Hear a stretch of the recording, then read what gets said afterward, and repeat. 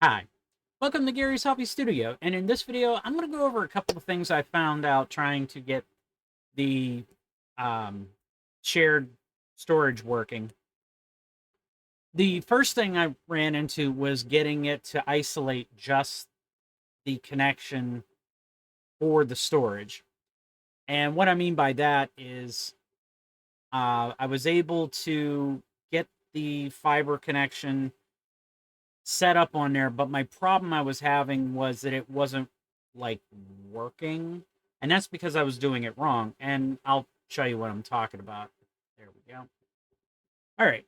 So as you can see here in the photo here, okay, this is my edge switch that I have. It's not the same as the Ubiquiti switches. I mean, it's from Ubiquiti, but it's two different lines. This switch was a layer 3, and that was before they started producing switches that were layer 3. Most of their other switches were layer 2. So what I did was, this is the default uh, VLAN that practically everything sits on. This was just a test VLAN to see if I could get something to work. And, excuse me, and this is the iSCSI share. So basically, what happened was I had this port number 3, which is the port that the shared storage unit is connected to on fiber, because all these here are fiber connections and these for Ethernet. It's the same as their, because they have two different ones. They have the regular Ubiquiti, and then they have this one is the Edge switch. But anyways, and what I learned was that I had to tag these two, which these are the two Proxmox servers right here. So leave it untagged for everything, regardless of VLAN. You know, so if I put a VLAN, or I mean, if I put a VM on, say, VLAN 40 here, you know, it'll be able to communicate with that because it sends out everything on each of these two ports. And then I had to tag these two so that only if anything going to 77, which is the VLAN for this, is it'll be tagged and it'll come to this VLAN. So anything that sits on that VLAN will work. And what happened was I found, because I did the same thing. This was untagged here and tagged here. The problem was that was not the proper way to do it. To isolate it so that it doesn't get routed storage, untagged here,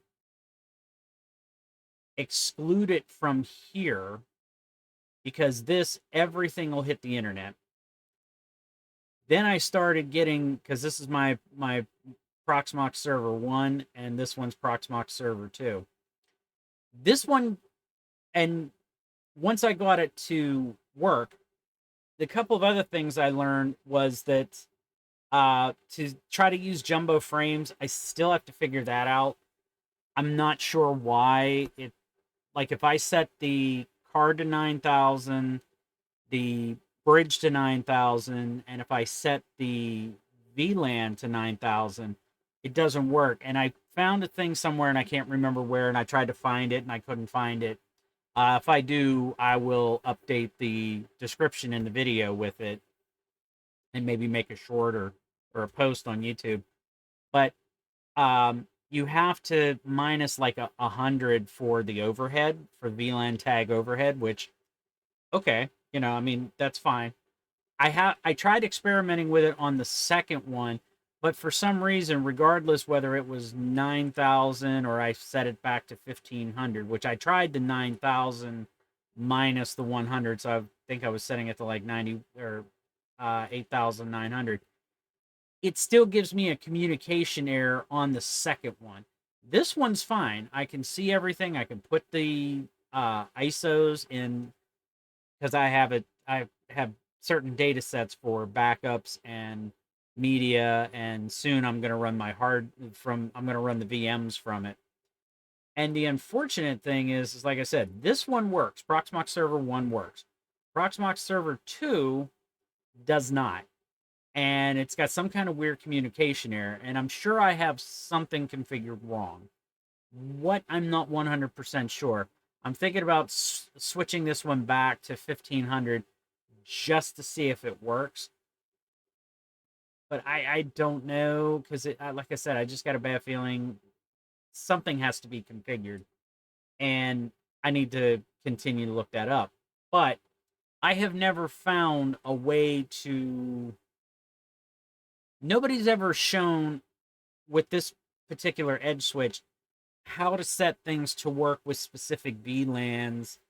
And, again, I mean, I'm using Proxmox. I know Tom uses XCPNG, and I don't know, just something about the interface I don't like. I like the better simplicity of Proxmox myself.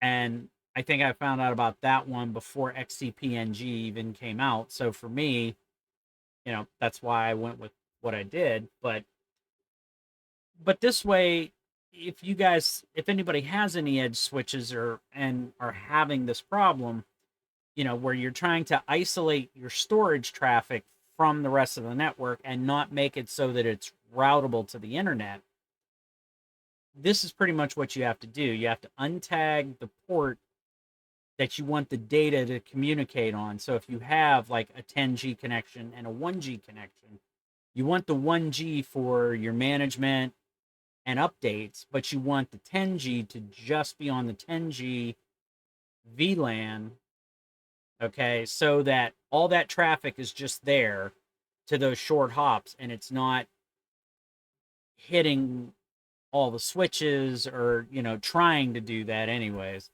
I mean, I know that with a layer 2 switch, everything's kind of more routed. Hubs are the ones where data comes in on one port, it hits all available ports on that switch, because that's the way a hub works. But you still want to keep your data traffic isolated from it. So the next steps now are to get this one to work, get the Windows file server to communicate with it, and also to get the Proxmox backup server set up, because I want to set that up as opposed to letting Proxmox handle weekly backups and then the backup server handling monthly backups. So that's where I'm kind of stuck at the moment.